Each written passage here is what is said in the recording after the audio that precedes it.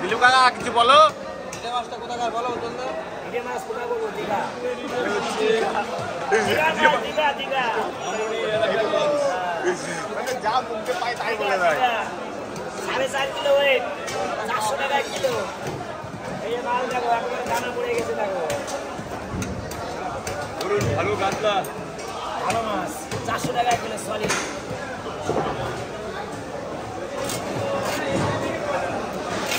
কাকা এইখান থেকে একটা পিস করে আমার লেজা পিস দিতে। যেহেতু একজনে বললাম লেজা বাদ দিয়ে দিতে। না এই পিস বের করে আমরা তারপর দেবো। মানে টাকা পুরা বের করবো।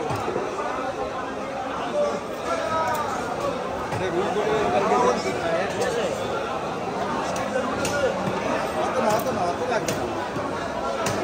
আর এরকম সলিড তো দেবে তোমাদের। হ্যাঁ অত লাগবে না, কম দাও। 30 গ্রাম কম 1 কিলো 200। ইটে মাছটা কোথাকার উজ্জ্বলটা বলো? রিটে মাছ বলে দিয়েছে দীঘা রিটে। অমরের বাড়ির পাশে দীঘা।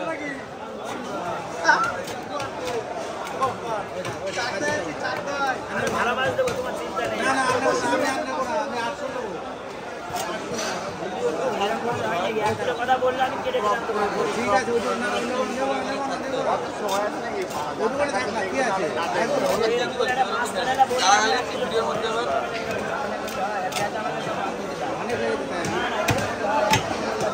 আরে তুমি এই কথা এটা দিয়ে দাও, এটা দিয়ে দাও, আমি লেজে নেবো না। 5 মিনিট করে এটা ভিডিও 4 দিন চালাবি তো? থাক ওই থাক। কোথাকার দিতে? হ্যাঁ কোথাকার কাতলা মাছ কোথাকার? এখান থেকে কেটে দেবো। দিচ্ছি উঠতে দেখা পয়সা। 1 কিলো করে দিচ্ছি তোমাকে, তোমার টেনশন নিলাম। যখন পেটি মামুনি দিয়ে হবে না।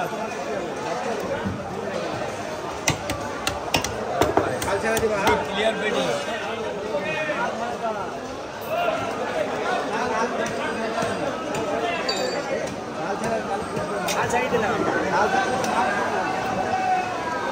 ছাল ছাড়া ছোট ছোট পিস করে পুরো কষা। খাসির মাংস ফেল, খাসির মাংস ফেল,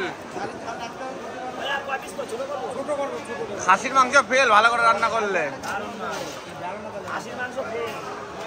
অরিজিনালি তাই।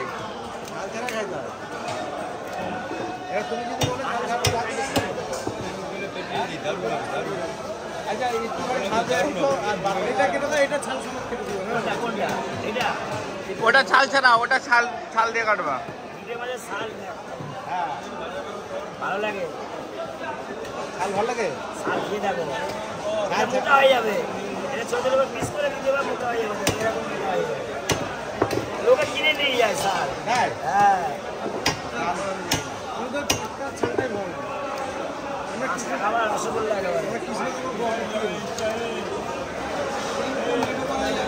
নেটো করে আজকে তো আসবে নেতাজি বাজার যেতে হবে। আজ তো নেতাজি বাজার যেতে হবে। কি লিখে